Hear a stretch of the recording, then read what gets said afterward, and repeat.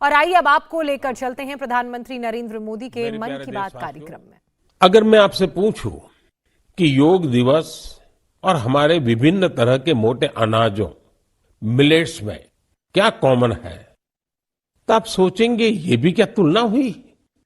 अगर मैं आपसे कहूं कि दोनों में काफी कुछ कॉमन है तो आप हैरान हो जाएंगे। दरअसल संयुक्त राष्ट्र ने इंटरनेशनल योगा डे और इंटरनेशनल ईयर ऑफ मिलेट्स दोनों का ही निर्णय भारत के प्रस्ताव के बाद लिया है। दूसरी बात ये कि योग भी स्वास्थ्य से जुड़ा है और मिलेट्स भी सेहत में महत्वपूर्ण भूमिका निभाता है। तीसरी बात और महत्वपूर्ण है, दोनों ही अभियानों में जन भागीदारी की वजह से क्रांति आ रही है। अगर आपका क्रेडिट स्कोर कम है तो बैंक लोन छोड़िए, शादी के लिए लड़की भी नहीं मिलेगी। क्रेडिट स्कोर इम्प्रूव करना है तो फ्रीडम ऐप को अभी डाउनलोड करो। जिस तरह लोगों ने व्यापक स्तर पर सक्रिय भागीदारी करके योग और फिटनेस को अपने जीवन का हिस्सा बनाया है, उसी तरह मिलेट्स को भी लोग बड़े पैमाने पर अपना रहे हैं। लोग अब मिलेट्स को अपने खान पान का हिस्सा बना रहे हैं। इस बदलाव का बहुत बड़ा प्रभाव भी दिख रहा है। इससे एक तरफ वो छोटे किसान बहुत उत्साहित हैं जो पारंपरिक रूप से मिलेट्स का उत्पादन करते थे। वो इस बात से बहुत खुश हैं कि दुनिया अब मिलेट्स का महत्व समझने लगी है। दूसरी तरफ एफपीओ और एंटरप्रेन्योर्स ने मिलेट्स को बाजार तक पहुंचाने और उसे लोगों तक उपलब्ध कराने के प्रयास शुरू कर दिए हैं। आंध्र प्रदेश के नांदयाल जिले के रहने वाले केवी रामा सुब्बा रेड्डी जी ने मिलेट्स के लिए अच्छी खासी सैलरी वाली नौकरी छोड़ दी। माँ के हाथों से बने मिलेट्स के पकवानों का स्वाद कुछ ऐसा रचा बसा था कि इन्होंने अपने गांव में बाजरे की प्रोसेसिंग यूनिट ही शुरू कर दी। सुब्बा रेड्डी जी लोगों को बाजरे के फायदे भी बताते हैं और उसे आसानी से उपलब्ध भी कराते हैं। महाराष्ट्र में अलीबाग के पास केनाड गांव की रहने वाली शर्मिला ओसवाल जी पिछले 20 साल से मिलेट्स की पैदावार में यूनिक तरीके से योगदान दे रही है। वो किसानों को स्मार्ट एग्रीकल्चर की ट्रेनिंग दे रही है। उनके प्रयासों से न सिर्फ मिलेट्स की उपज बढ़ी है, बल्कि किसानों की आय में भी वृद्धि हुई है। अगर आपको छत्तीसगढ़ के रायगढ़ जाने का मौका मिले तो यहाँ के मिलेट्स कैफे जरूर जाइएगा। कुछ ही महीने पहले शुरू हुए इस मिलेट्स कैफे में चीला, डोसा, मोमोज, पिज्जा और मंचूरियन जैसे आइटम खूब पॉपुलर हो रहे हैं। मैं आपसे एक और बात पूछूं, आपने एंटरप्रेन्योर शब्द सुना होगा, लेकिन क्या आपने मिलेटप्रेन्योर सुना है क्या? ओडिशा की मिलेटप्रेन्योर्स आजकल खूब सुर्खियों में है। आदिवासी जिले सुंदरगढ़ की करीब 1,500 महिलाओं का self help group Odisha millets mission से जुड़ा हुआ है। यहाँ महिलाएं मिलेट से कुकीज, रसगुल्ला, गुलाब जामुन और केक तक बना रही है। बाजार में इनकी खूब डिमांड होने से महिलाओं की आमदनी भी बढ़ रही है।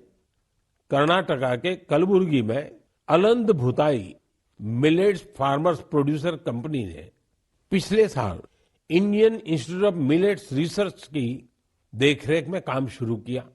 यहाँ के खाकरा, बिस्कुट और लड्डू लोगों को भा रहे हैं। कर्नाटका के ही बीदर जिले में हुलसूर मिलेट प्रोड्यूसर कंपनी से जुड़ी महिलाएं मिलेट्स की खेती के साथ ही उसका आटा भी तैयार कर रही है। इससे इसकी कमाई भी काफी बढ़ रही है। प्राकृतिक खेती से जुड़े छत्तीसगढ़ के संदीप शर्मा जी के एफपीओ से आज 12 राज्यों के किसान जुड़े हैं। बिलासपुर का यह एफपीओ 8 प्रकार के मिलेट्स का आटा और उसके व्यंजन बना रहा है। साथियों, आज हिंदुस्तान के कोने कोने में G20 की समिट्स लगातार चल रही है और मुझे खुशी है कि देश के हर कोने में जहां भी G20 की समिट हो रही है, मिलेट से बने पौष्टिक और स्वादिष्ट व्यंजन उसमें शामिल होते हैं। यहाँ बाजार से बनी खिचड़ी, पोहा, खीर और रोटी के साथ ही रागी से बने पायसम, पूड़ी और डोसा जैसे व्यंजन भी परोसे जाते हैं। G20 के सभी वेन्यूज पर मिलेट एग्जीबिशन में मिलेट से बनी हेल्थ ड्रिंक, सीरियल्स और नूडल्स को शोकेस किया गया। दुनिया भर में इंडियन मिशंस भी इनकी लोकप्रियता बढ़ाने के लिए भरपूर प्रयास कर रहे हैं। आप कल्पना कर सकते हैं कि देश का ये प्रयास और दुनिया में बढ़ने वाली मिलेट्स की डिमांड हमारे छोटे किसानों को कितनी ताकत देने वाली है। मुझे देखकर भी अच्छा लगता है कि आज जितने तरह की नई नई चीजें मिलेट से बनने लगी हैं, वो युवा पीढ़ी को भी उतनी ही पसंद आ रही है। इंटरनेशनल ईयर ऑफ मिलेट्स की ऐसी शानदार शुरुआत के लिए और उसको लगातार आगे बढ़ाने के लिए मैं मन की बात के श्रोताओं को भी बधाई देता हूं। मेरे प्यारे देशवासियों, जब आपसे कोई टूरिस्ट हब गोवा की बात करता है तो आपके मन में क्या ख्याल आता है? स्वाभाविक है, गोवा का नाम आते ही सबसे पहले यहाँ की खूबसूरत कोस्टलाइन, बीचेस और पसंदीदा खान पान की बातें ध्यान में आने लगती है। लेकिन गोवा में इस महीने कुछ ऐसा हुआ जो बहुत सुर्खियों में है। आज मन की बात में मैं इसे आप सबके साथ साझा करना चाहता हूं। गोवा में हुआ ये इवेंट है पर्पल फेस्ट। इस फेस्ट को 6 से 8 जनवरी तक पणजी में आयोजित किया गया। दिव्यांग जनों के कल्याण को लेकर यह अपने आप में एक अनूठा प्रयास था। पर्पल फेस्ट कितना बड़ा मौका था, इसका अंदाजा आप सभी इस बात से लगा सकते हैं कि 50,000 से भी ज्यादा हमारे भाई बहन इसमें शामिल हुए। यहाँ आए लोग इस बात को लेकर रोमांचित थे कि वो अब मिरामार बीच घूमने का भरपूर आनंद उठा सकते हैं। दरअसल मिरामार बीच हमारे दिव्यांग भाई बहनों के लिए गोवा के एक्सेसिबल बीचेज में से एक बन गया है। यहाँ पर cricket tournament, table tennis tournament, marathon competition के साथ ही एक डीप ब्लाइंड कन्वेंशन भी आयोजित किया गया। यहाँ यूनिक बर्ड वॉचिंग प्रोग्राम के अलावा एक फिल्म भी दिखाई गई। इसके लिए विशेष इंतजाम किए गए थे ताकि हमारे सभी दिव्यांग भाई बहन और बच्चे इसका पूरा आनंद ले सके। पर्पल फेस्ट की एक खास बात इसमें देश के प्राइवेट सेक्टर की भागीदारी भी रही। उनकी ओर से ऐसे प्रोडक्ट्स को शोकेस किया गया जो दिव्यांग फ्रेंडली है। इस फेस्ट में दिव्यांग कल्याण के प्रति जागरूकता बढ़ाने के अनेक प्रयास देखे गए। पर्पल फेस्ट को सफल बनाने के लिए मैं इसमें हिस्सा लेने वाले सभी लोगों को बधाई देता हूं। इसके साथ ही उन वॉलंटियर्स का भी अभिनंदन करता हूं जिन्होंने इसे ऑर्गेनाइज करने के लिए रात दिन एक कर दिए। मुझे पूरा विश्वास है कि एक्सेसिबल इंडिया के हमारे विजन को साकार करने में इस प्रकार के अभियान बहुत ही कारगर साबित होंगे। मेरे प्यारे देशवासियों, अब मन की बात में मैं एक ऐसे विषय पर बात करूंगा जिसमें आपको आनंद भी आएगा, गर्व भी होगा और मन कह उठेगा, वाह भाई वाह, दिल खुश हो गया। देश के सबसे पुराने साइंस इंस्टीट्यूशंस में से एक बेंगलुरु का इंडियन इंस्टीट्यूट ऑफ साइंस यानी IISc एक शानदार मिसाल पेश कर रहा है। मन की बात में मैं पहले इसकी चर्चा कर चुका हूं कि कैसे इस संस्थान की स्थापना के पीछे भारत की 2 महान विभूतियां जमशेदजी टाटा और स्वामी विवेकानंद की प्रेरणा रही है।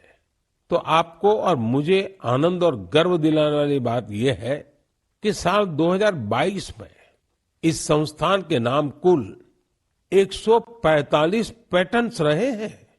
इसका मतलब है हर 5 दिन में 2 पेटेंट्स।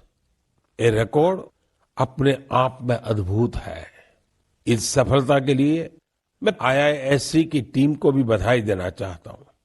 साथियों, आज पेटेंट फाइलिंग में भारत की रैंकिंग 7वीं और ट्रेडमार्क्स में 5वीं है। सिर्फ पेटेंट्स की बात करें तो पिछले 5 वर्षों में इसमें करीब 50% की वृद्धि हुई है। ग्लोबल इनोवेशन इंडेक्स में भी भारत की रैंकिंग में जबरदस्त सुधार हुआ है और अब वो 40वें पर आ पहुंची है, जबकि 2015 में भारत ग्लोबल इनोवेशन इंडेक्स में 80 नंबर के भी पीछे था। एक और दिलचस्प बात मैं आपको बताना चाहता हूं। भारत में पिछले 11 वर्षों में पहली बार डोमेस्टिक पेटेंट फाइलिंग की संख्या फॉरेन फाइलिंग से अधिक देखी गई है। ये भारत के बढ़ते हुए वैज्ञानिक सामर्थ्य को भी दिखाता है। साथियों, हम सभी जानते हैं कि 21वीं सदी की ग्लोबल इकोनॉमी में नॉलेज ही सर्वोपरि है। मुझे विश्वास है कि भारत के टेकेड का सपना हमारे इनोवेटर्स और उनके पेटेंट्स के दम पर जरूर पूरा होगा। इससे हम सभी अपने ही देश में तैयार वर्ल्ड क्लास टेक्नोलॉजी और प्रोडक्ट का भरपूर लाभ ले सकेंगे। मेरे प्यारे देशवासियों, नमो ऐप पर मैंने तेलंगाना के इंजीनियर विजय जी की एक पोस्ट देखी। इसमें विजय जी ने ई वेस्ट के बारे में लिखा है। विजय जी का आग्रह है कि मैं मन की बात में इस पर चर्चा करूं। इस कार्यक्रम में पहले भी हमने वेस्ट टू वेल्थ यानी कचरे से कंचन के बारे में बातें की है, लेकिन आइए आज इसी से जुड़ी ई वेस्ट की चर्चा करते हैं। साथियों, आज हर घर में मोबाइल फोन, लैपटॉप, टैबलेट जैसी डिवाइसेस आम हो चली है। देश भर में इनकी संख्या बिलियंस में होगी। आज के लेटेस्ट डिवाइस भविष्य के ई वेस्ट भी होते हैं। जब भी कोई नई डिवाइस खरीदता है या फिर अपनी पुरानी डिवाइस को बदलता है, तो यह ध्यान रखना जरूरी हो जाता है कि उसे सही तरीके से डिस्कार्ड किया जाता है या नहीं। अगर ई वेस्ट को ठीक से डिस्पोज नहीं किया गया तो यह हमारे पर्यावरण को भी नुकसान पहुंचा सकता है। लेकिन अगर सावधानी पूर्वक ऐसा किया जाता है तो ये रिसाइकल और रीयूज की सर्कुलर इकोनॉमी की बहुत बड़ी ताकत बन सकता है। संयुक्त राष्ट्र की एक रिपोर्ट में बताया गया था कि हर साल 50 मिलियन टन ई वेस्ट फेंका जा रहा है। आप अंदाजा लगा सकते हैं कि कितना होता है। मानव इतिहास में जितने कमर्शियल प्लेन बने हैं, उन सभी का वजन मिला दिया जाए तो भी जितना ई वेस्ट निकल रहा है उसके बराबर नहीं होगा। ये ऐसा है जैसे हर सेकंड 800 लैपटॉप फेंक दिए जा रहे हो। आप जानकर चौंक जाएंगे कि अलग अलग प्रोसेस के जरिए इस ई वेस्ट से करीब 17 प्रकार के प्रेशियस मेटल्स निकाले जा सकते हैं। इसमें गोल्ड, सिल्वर, कॉपर और निकल शामिल है। इसलिए ई वेस्ट का सदुपयोग करना कचरे को कंचन बनाने से कम नहीं है। आज ऐसे स्टार्टअप्स की कमी नहीं जो इस दिशा में इनोवेट काम कर रहे हैं। आज करीब 500 ई वेस्ट रिसाइकलर्स इस क्षेत्र से जुड़े हैं और बहुत सारे नए उद्यमियों को भी इससे जोड़ा जा रहा है। इस सेक्टर ने हजारों लोगों को सीधे तौर पर रोजगार भी दिया है। बेंगलुरु की ई परिसरा ऐसे ही एक प्रयास में जुटी है। इसने प्रिंटेड सर्किट बोर्ड्स की कीमती धातुओं को अलग करके ही स्वदेशी टेक्नोलॉजी विकसित की है। इसी तरह मुंबई में काम कर रही इकोरिको ने मोबाइल ऐप से ई वेस्ट को कलेक्ट करने का सिस्टम तैयार किया है। उत्तराखंड के रुड़की की एटेरो रिसाइकलिंग ने तो इस क्षेत्र में दुनिया भर में कई पेटेंट्स हासिल किए हैं। इसने भी खुद की ई वेस्ट रिसाइकल टेक्नोलॉजी तैयार कर काफी नाम कमाया है। भोपाल में मोबाइल ऐप और वेबसाइट कबाड़ीवाला के जरिए टनों ई वेस्ट एकत्र किया जा रहा है। इस तरह के कई उदाहरण हैं। ये सभी भारत को ग्लोबल रिसाइकलिंग हब बनाने में मदद कर रहे हैं। लेकिन ऐसे इनिशिएटिव की सफलता के लिए एक जरूरी शर्त भी है। वो ये है कि ई वेस्ट के निपटारे से सुरक्षित उपयोगी तरीकों के बारे में लोगों को जागरूक करते रहना होगा। ई वेस्ट के क्षेत्र में काम करने वाले बताते हैं कि अभी हर साल सिर्फ 15-17% ई वेस्ट को ही रिसाइकल किया जा रहा है। मेरे प्यारे देशवासियों, आज पूरी दुनिया में क्लाइमेट चेंज और बायोडायवर्सिटी के संरक्षण की बहुत चर्चा होती है। इस दिशा में भारत के ठोस प्रयासों के बारे में हम लगातार बात करते रहे हैं। भारत ने अपने वेटलैंड्स के लिए जो काम किया है वो जानकर आपको भी बहुत अच्छा लगेगा। कुछ श्रोता सोच रहे होंगे कि वेटलैंड्स क्या होता है। वेटलैंड साइट्स यानी वो स्थान जहां दलदली मिट्टी जैसी जमीन पर साल भर पानी जमा रहता है। कुछ दिन बाद 2 फरवरी को ही वर्ल्ड वेटलैंड्स डे है। हमारी धरती के अस्तित्व के लिए वेटलैंड्स बहुत जरूरी है, क्योंकि इन पर कई सारे पक्षी, जीव, जंतु निर्भर करते हैं। ये बायोडायवर्सिटी को समृद्ध करने के साथ फ्लड कंट्रोल और ग्राउंड वाटर रिचार्ज को भी सुनिश्चित करते हैं। आप में से बहुत लोग जानते होंगे रामसर साइट्स ऐसे वेटलैंड्स होते हैं जो इंटरनेशनल इंपॉर्टेंस के हैं। वेटलैंड्स भले ही किसी देश में हो, लेकिन उन्हें अनेक मापदंडों को पूरा करना होता है, तब जाकर उन्हें रामसर साइट्स घोषित किया जाता है। रामसर साइट्स में 20,000 या उससे अधिक वाटर बर्ड्स होने चाहिए। स्थानीय मछली की प्रजातियों का बड़ी संख्या में होना जरूरी है। आजादी के 75 साल पर अमृत महोत्सव के दौरान रामसर साइट से जुड़ी एक अच्छी जानकारी भी मैं आपके साथ शेयर करना चाहता हूं। हमारे देश में अब रामसर साइट्स की कुल संख्या 75 हो गई है, जबकि 2014 के पहले देश में सिर्फ 26 रामसर साइट्स थी। इसके लिए स्थानीय समुदाय बधाई के पात्र हैं, जिन्होंने इस बायोडायवर्सिटी को संजो कर रखा है। यह प्रकृति के साथ सद्भाव पूर्वक रहने की हमारी सदियों पुरानी संस्कृति और परंपरा का भी सम्मान है। भारत के ये वेटलैंड्स हमारी प्राकृतिक सामर्थ्य का भी उदाहरण है। ओडिशा की चिल्का झील को 40 से अधिक वाटर बर्ड स्पीशीज को आश्रय देने के लिए जाना जाता है। कैबुल लमजाम लोकटाक को स्वैम्प डियर का एकमात्र नेचुरल हैबिटेट माना जाता है।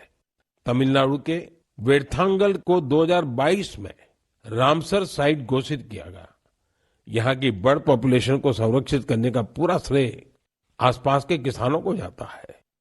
कश्मीर में पंजाथ नाग समुदाय एनुअल फ्रूट ब्लॉसम फेस्टिवल के दौरान एक दिन को विशेष तौर पर गांव के झरने की साफ सफाई में लगाता है। वर्ल्ड रामसर साइट में अधिकतर यूनिक कल्चरल हेरिटेज भी है। मणिपुर का लोकटाक और पवित्र झील रेणुका से वहां की संस्कृतियों का गहरा जुड़ाव रहा है। इसी प्रकार संभार का नाता मां दुर्गा के अवतार शाकंभरी देवी से भी है। भारत में वेटलैंड्स का ये विस्तार उन लोगों की वजह से संभव हो पा रहा है जो रामसर साइट्स के आसपास रहते हैं। मैं ऐसे सभी लोगों की बहुत सराहना करता हूं। मन की बात के श्रोताओं की तरफ से उन्हें शुभकामनाएं देता हूं। मेरे प्यारे देशवासियों, इस बार हमारे देश में, खासकर उत्तर भारत में खूब कड़ाके की सर्दी पड़ी। इस सर्दी में लोगों ने पहाड़ों पर बर्फबारी का मजा भी खूब लिया। जम्मू कश्मीर से कुछ ऐसी तस्वीरें आई जिन्होंने पूरे देश का मन मोह लिया। सोशल मीडिया पर तो पूरी दुनिया के लोग इन तस्वीरों को पसंद कर रहे हैं। बर्फबारी की वजह से हमारी कश्मीर घाटी हर साल की तरह इस बार भी बहुत खूबसूरत हो गई है। बनिहाल से बड़गाम जाने वाली ट्रेन की वीडियो को भी लोग खासकर पसंद कर रहे हैं। खूबसूरत बर्फबारी, चारों ओर सफेद चादर सी बर्फ। लोग कह रहे हैं कि ये दृश्य परिलोक की कथाओं सा लग रहा है। कई लोग कह रहे हैं कि ये किसी विदेश की नहीं बल्कि अपने ही देश में कश्मीर की तस्वीरें हैं। एक सोशल मीडिया यूजर ने लिखा है कि स्वर्ग इससे ज्यादा खूबसूरत और क्या होगा। ये बात बिल्कुल सही है, तभी तो कश्मीर को धरती का स्वर्ग कहा जाता है। आप भी इन तस्वीरों को देखकर कश्मीर के शहर जाने का जरूर सोच रहे होंगे। मैं चाहूंगा आप खुद भी जाइए और अपने साथियों को भी ले जाइए। कश्मीर में बर्फ से ढके पहाड़, प्राकृतिक सौंदर्य के साथ साथ और भी बहुत कुछ देखने जानने के लिए है। जैसे कि कश्मीर के सैयदाबाद में विंटर गेम्स आयोजित किए गए। इन गेम की थीम थी स्नो क्रिकेट। आप सोच रहे होंगे कि स्नो क्रिकेट तो ज्यादा ही रोमांचक खेल होगा। आप बिल्कुल सही सोच रहे हैं। कश्मीरी युवा बर्फ के बीच क्रिकेट को और भी अद्भुत बना देते हैं। इसके जरिए कश्मीर में ऐसे युवा खिलाड़ियों की तलाश भी होती है जो आगे चलकर टीम इंडिया के तौर पर खेलेंगे। ये भी एक तरह से खेलो इंडिया मूवमेंट का ही विस्तार है। कश्मीर में युवाओं में खेलों को लेकर बहुत उत्साह बढ़ रहा है। आने वाले समय में इनमें से कई युवा देश के लिए मेडल जीतेंगे, तिरंगा लहराएंगे। मेरा आपको सुझाव होगा कि अगली बार जब आप कश्मीर की यात्रा प्लान करें तो इन तरह के आयोजनों को देखने के लिए भी समय निकालें। ये अनुभव आपकी यात्रा को और भी यादगार बना देंगे। अगर आपका क्रेडिट स्कोर कम है तो बैंक लोन छोड़िए, शादी के लिए लड़की भी नहीं मिलेगी। क्रेडिट स्कोर इंप्रूव करना है तो फ्रीडम ऐप को अभी डाउनलोड करो। मेरे प्यारे देशवासियों, गणतंत्र को मजबूत करने के हमारे प्रयास निरंतर चलते रहने चाहिए।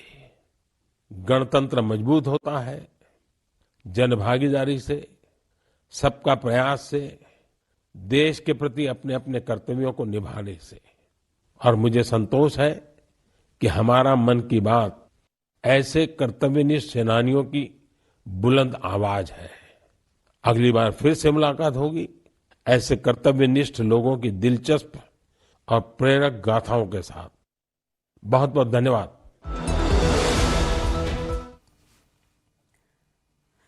तो प्रधानमंत्री नरेंद्र मोदी के मन की बात को आपने सुना, जिसमें प्रधानमंत्री नरेंद्र मोदी ने 26 जनवरी को जो राजपथ पर परेड हुई उसके बारे में बात की। इसके साथ साथ मिलेट ऑफ द ईयर इसको मना रहे हैं। मिलेट्स ईयर के नाम पर इस साल को मनाया जा रहा है और मिलेट्स को बढ़ावा देने के लिए प्रधानमंत्री नरेंद्र मोदी ने मिलेट्स के बारे में बात की। साथ ही साथ गोवा में पर्पल फेस्टिवल जो आयोजन किया जा रहा है दिव्यांगजनों के लिए, उसके बारे में भी प्रधानमंत्री नरेंद्र मोदी ने बातचीत की अपने मन की बात में। इंडिया टीवी हर वक्त हर जगह डाउनलोड करने के लिए सर्च करें India TV news Google play store या ऐप स्टोर पर।